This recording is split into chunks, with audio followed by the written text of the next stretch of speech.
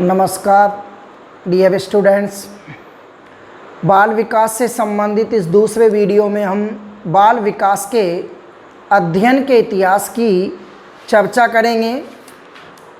बाल विकास और बाल विकास का अध्ययन, अब उस अध्ययन का इतिहास, यानी कि बाल विकास का अध्ययन कैसे प्रारंभ हुआ, इसका इतिहास क्या है, इसके बारे में हम जानेंगे। यदि हम बाल विकास के अध्ययन की बात करें तो बाल विकास के अध्ययन की यदि सबसे पहले हम बात करते हैं तो 17वीं सदी में 17वीं सदी में एक दार्शनिक हुए थे जिनका नाम है कोमेनियस। क्या नाम उनका? कोमेनियस। 17वीं सदी में कोमेनियस नाम के दार्शनिक ने स्कूल ऑफ इन्फेंसी की स्थापना किसने की थी?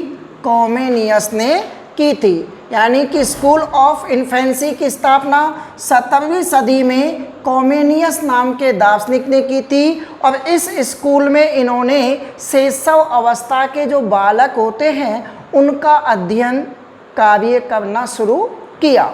फिर उसके बाद में यदि हम 17वीं 18वीं सदी में ही यदि हम बात करें तो एक दार्शनिक हुए जिनका नाम है लॉक, जिनका पूरा नाम है जॉन लॉक। यदि हम जॉन लॉक की बात करें तो जॉन लॉक ने एक विचार प्रस्तुत किया कि एक नवजात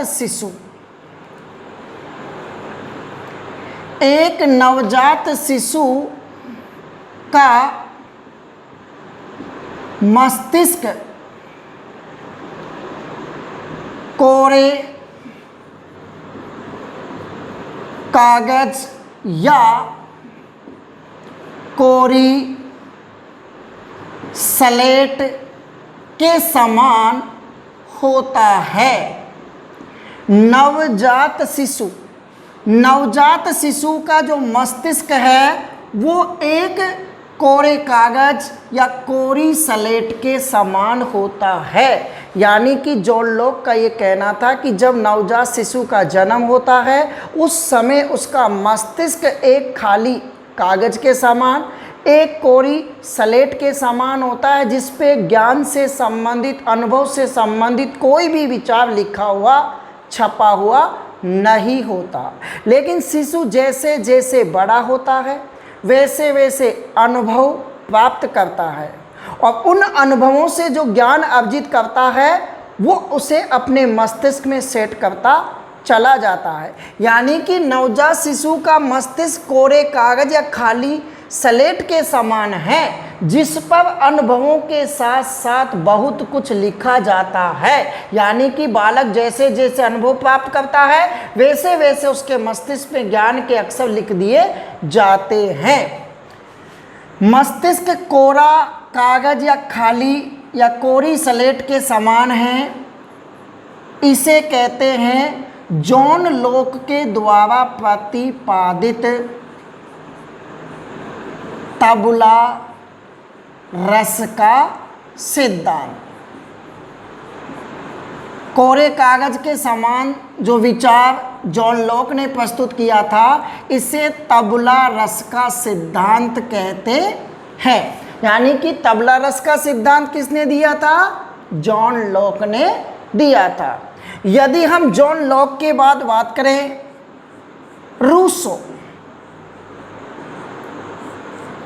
रूसो भी एक ऐसे दार्शनिक थे जिन्होंने एक पुस्तक लिखी। उस पुस्तक का नाम है एमिल नाम की पुस्तक किसने लिखी थी? रूसो ने। इस पुस्तक में एक काल्पनिक बालक की शिक्षा, काल्पनिक बालक की शिक्षा का वर्णन किया था एमिल नाम की पुस्तक में। किसने? रूसो ने जब काल्पनिक बालक की शिक्षा का वर्णन किया तो इस वर्णन में इन्होंने इस बात पर बल दिया कि शिक्षा के क्षेत्र में मनोविज्ञान के सिद्धांतों को लागू किया जाना चाहिए। यानी कि शिक्षा के क्षेत्र में मनोविज्ञान के सिद्धांतों का प्रयोग करने पर बल दिया था। किसने? रूसो ने। जब रूसो ने शिक्षा के क्षेत्र में मनोविज्ञान के सिद्धांतों को लागू करने पर बल दिया तो इसका एक परिणाम आया, एक रिजल्ट आया। वो रिजल्ट ये आया कि शिक्षा के क्षेत्र में मनोवैज्ञानिक आंदोलन शुरू हो गया, या ये कहें कि शिक्षा के क्षेत्र में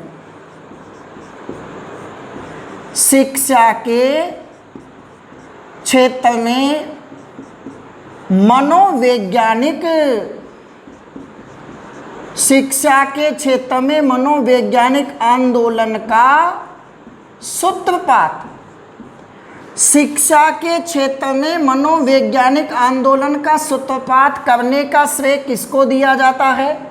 रूसो को। रूसो ने यह भी विचार प्रस्तुत किया कि एक जो शिशु होता है, इस शिशु के 3 शिक्षक या बालक के 3 शिक्षक होते हैं,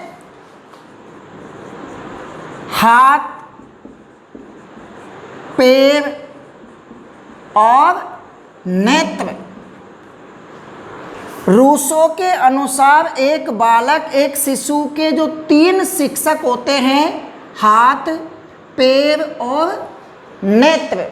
साथ ही रूसो ने एक विचार प्रस्तुत किया कि बालक वह पुस्तक है जिसे एक शिक्षक को प्रारंभ से लेकर अंत तक पढ़ना पड़ता है। यानी कि बालक वह पुस्तक है जिसे शिक्षक को प्रारंभ से लेकर अंत तक पढ़ना पड़ता है। ये विचार किसने प्रस्तुत किया था? रूसो ने। यानी कि 17वीं सदी में कॉमेनियस हुए, स्कूल ऑफ इन्फेंसी की स्थापना की। 17वीं 18वीं शताब्दी में जॉन लॉक और रूसो हुए। नवजात शिशु का मस्तिष्क कोरी स्लेट, कोरे कागज के समान है, जिस पर अनुभवों के साथ साथ बहुत कुछ लिख दिया जाता है, जिसे हम तबला रस का सिद्धांत कहते हैं। तबला रस का सिद्धांत किसने दिया था? जॉन लॉक ने। एमिल नाम की पुस्तक किसने लिखी थी? रूसो ने। काल्पनिक बालक की शिक्षा का वर्णन किसने किया था? रूसो ने। शिक्षा के क्षेत्र में मनोवैज्ञानिक आंदोलन का सूत्रपात भी किसने किया था? रूसो ने। शिशु के 3 शिक्षक रूसो के अनुसार हाथ, पैर और नेत्र। बालक एक ऐसी पुस्तक है जिसे शिक्षक को प्रारंभ से लेकर अंत तक पढ़ना पड़ता है। ये विचार भी किसने प्रस्तुत किया था? रूसो ने प्रस्तुत किया था। अब देखिए, यदि हम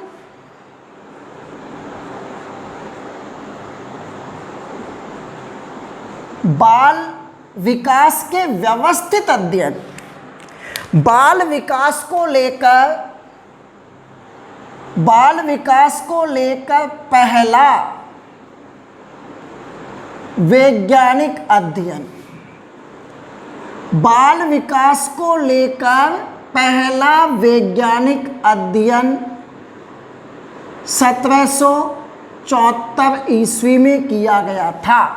यानी कि बाल विकास को लेकर किया जाने वाला पहला व्यवस्थित वैज्ञानिक अध्ययन कब किया गया? 1774 ईस्वी में। और 1774 ईस्वी में ये जो अध्ययन है वो किसने किया था? पेस्टालोजी ने। बाल विकास को लेकर पहला वैज्ञानिक अध्ययन किसने किया था? पेस्टालोजी ने। पेस्टालोजी का एक बेटा था 3.5 वर्ष, पेस्टालोजी का एक 3.5 वर्ष का पुत्र था जिसका नाम अल्बर्ट था। पेस्टालोजी ने अपने ही बेटे के विकास का अध्ययन किया और विकास का अध्ययन करके बेबी बायोग्राफी तैयार की। बाल विकास को लेकर सबसे पहले बेबी बायोग्राफी 1774 ईस्वी में पेस्टालोजी के द्वारा ही तैयार की गई थी, जो कि बाल विकास पर किया गया पहला वैज्ञानिक अध्ययन माना जाता है। फिर उसके बाद में 19वीं सदी में, कौन सी सदी में? 19वीं सदी में अमेरिका में, 19वीं सदी में अमेरिका में बाल अध्ययन आंदोलन, बाल अध्ययन आंदोलन कौन से देश में प्रारंभ हुआ? अमेरिका में। कब प्रारंभ हुआ? 19वीं सदी में। अमेरिका में बाल अध्ययन आंदोलन जो प्रारंभ हुआ था 19वीं सदी में, इस बाल अध्ययन आंदोलन का जनक या जन्मदाता माना जाता है स्टैनली हॉल को। बाल अध्ययन आंदोलन का जन्मदाता किसको माना जाता है? स्टैनली हॉल को माना जाता है, जो कि कौन से देश में प्रारंभ हुआ था? अमेरिका में। कौन सी सदी में? 19वीं सदी में। स्टैनली हॉल किशोर मनोविज्ञान के जनक, किशोर मनोविज्ञान के जनक कौन माने जाते हैं? Stanley hall. बाल मनोविज्ञान के जनक, बाल मनोविज्ञान के जनक कौन माने जाते हैं? Stanley hall.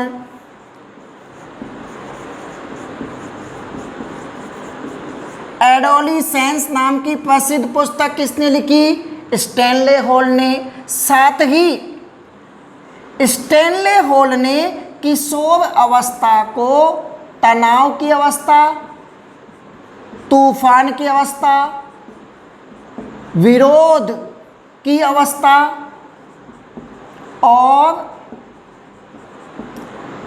संघर्ष की अवस्था भी कहा है।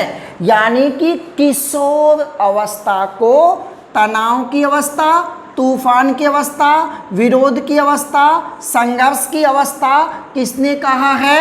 स्टैनली हॉल ने। स्टैनली हॉल ने एडोलिसेंस नाम की जो पुस्तक लिखी थी वो कब लिखी थी? 1904 ईस्वी में। देखिए 19वीं सदी में अमेरिका में बाल अध्ययन आंदोलन शुरू हुआ। इस आंदोलन का जन्मदाता स्टैनली हॉल को माना जाता है। स्टैनली हॉल ने बाल अध्ययन को लेकर child study society, child study society, इसके अलावा child welfare organisation,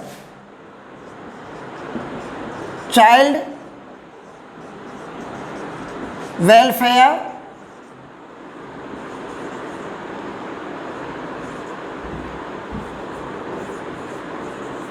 organisation, child welfare organisation, child welfare organisation, child study society की स्थापना भी किसने की थी? स्टैनली हॉल ने।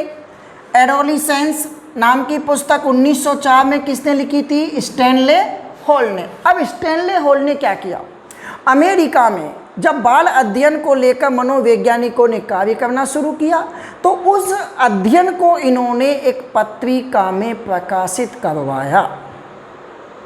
यानी कि स्टैनली हॉल ने बाल अध्ययन को लेकर अमेरिका में जो अध्ययन किए गए थे उन अध्ययनों को एक पत्रिका में प्रकाशित करवाया और उस पत्रिका का जो नाम है, उस पत्रिका का नाम क्या है? उस पत्रिका का नाम है पैडागोगिकल सेमिनरी, पैडागोगिकल सेमिनरी, यानी कि स्टैनले हॉल ने अमेरिका में बाल अध्ययन को लेकर किए जाने वाले जो अध्ययन थे उनका प्रकाशन जिस पत्रिका में करवाया उस पत्रिका का नाम क्या है? पैडागोगिकल सेमिनरी। अब स्टैनले हॉल के बाद में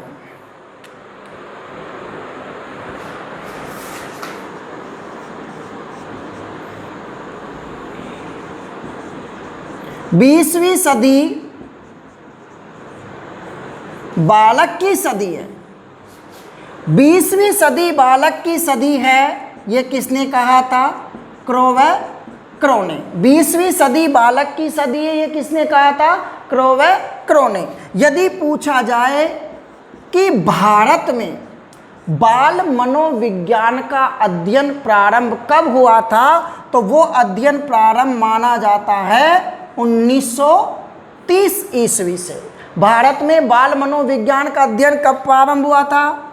1930 ईस्वी में। यानी कि भारत में बाल मनोविज्ञान के अध्ययन की शुरुआत कब मानी जाती है? 1930 में। 20वीं सदी बालक की सदी है, किसने कहा था? क्रोवेक्रो ने। पहला वैज्ञानिक अध्ययन बाल विकास को लेकर कब किया गया था? 1774 में। किसने किया था? पेस्टालोजी ने। बेबी बायोग्राफी किसने तैयार की? पेस्टालोजी ने। बाल अध्ययन आंदोलन की शुरुआत कौन से देश में हुई? अमेरिका में। कब हुई? 19वीं सदी में। इसका जनक किसको माना जाता है? स्टैनली हॉल को। किशोर मनोविज्ञान का जनक, बाल मनोविज्ञान का जनक किसे माना जाता है? स्टैनली हॉल को। एडोलिसेंस नाम की पुस्तक किसने लिखी थी? स्टैनली हॉल ने लिखी थी। कब लिखी थी? 1904 में। किशोर अवस्था को तनाव, तूफान, विरोध और संघर्ष की अवस्था किसने कहा है? स्टैनली हॉल ने। Child study society, child welfare organisation की स्थापना किसने की थी? स्टैनली हॉल ने। पैडागोगिकल सेमिनरी, पैडागोगिकल सेमिनरी नाम की पत्रिका का प्रकाशन भी किसने करवाया था? स्टैनली हॉल ने। इस पत्रिका के माध्यम से इन्होंने बाल अध्ययन को लेकर जो लेख लिखे गए थे उनका प्रकाशन करवाया। अब एक महत्वपूर्ण बात जो आपने पढ़ रखी थी, मान लीजिए ये पूछा जाता है कि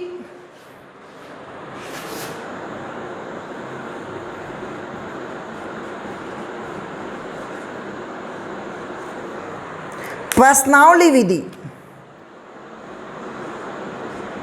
कौन सी विधि? प्रश्नावली विधि। प्रश्नावली विधि का प्रतिपादक कौन है? ये पूछा जाता है कि प्रश्नावली विधि का प्रतिपादक कौन है, तो प्रश्नावली विधि का प्रतिपादक माना जाता है किसको? वुडवर्थ को। प्रश्नावली विधि का प्रतिपादक वुडवर्थ को माना जाता है, यह हम सभी जानते हैं। लेकिन मान लीजिए ये पूछा जाए कि बाल विकास के अध्ययन को लेकर प्रश्नावली विधि का निर्माण सर्वप्रथम किसने किया था? बाल विकास के अध्ययन को लेकर प्रश्नावली विधि का निर्माण सबसे पहले किसने किया था? तो वो निर्माण किया था किसने? स्टैनले हॉल ने। बाल विकास के अध्ययन को लेकर प्रश्नावली विधि का जो निर्माण है वो सबसे पहले स्टैनले हॉल के द्वारा ही किया गया था। इसके अलावा किशोर अवस्था में बालक अपराध के शिकार हो जाते हैं, अतः अपराधी बालकों को सुधारने के लिए 1887 में अपराधी बालकों को सुधारने के लिए 1887 ईस्वी में न्यूयॉर्क में 1887 ईस्वी में न्यूयॉर्क में विश्व का पहला बाल सुधार गृह तैयार किया गया, या विश्व के पहले बाल सुधार गृह की स्थापना न्यूयॉर्क में 1887 ईस्वी में की गई थी। ये बाल विकास से संबंधित, बाल विकास के अध्ययन को लेकर जो इतिहास है उसका संक्षिप्त परिचय आपके सामने प्रस्तुत किया है। डियर स्टूडेंट्स, मेरा ये उद्देश्य है कि आपको निःशुल्क साइको की क्लास, साथ में ही एसएस के स्टूडेंट्स के लिए पॉलिटिकल साइंस से संबंधित जो टॉपिक, अपने संविधान से रिलेटेड जो 10 टॉपिक है उनकी क्लास निःशुल्क हमारे यूट्यूब चैनल के माध्यम से आपको रेगुलर रूप से दी जाएगी, ऐसा मैं वादा करता हूँ। इसके लिए मैं यही कहूँगा कि आप चैनल को अधिक से अधिक सब्सक्राइब कीजिए, अपनी मित्र मंडली, अपने मिलने वाले जो भी रीट की तैयारी करने वाले, सीटेट की तैयारी करने वाले स्टूडेंट्स हैं उनको शेयर कीजिए और उनसे भी सब्सक्राइब करवाइए, ताकि अधिक से अधिक स्टूडेंट्स हमसे जुड़ें और वो इसका फ़ायदा उठाएं। यहाँ पर कोई चार्ज नहीं है, कोई पैसा नहीं है, बिल्कुल निःशुल्क है और रेगुलर क्लास है। धन्यवाद।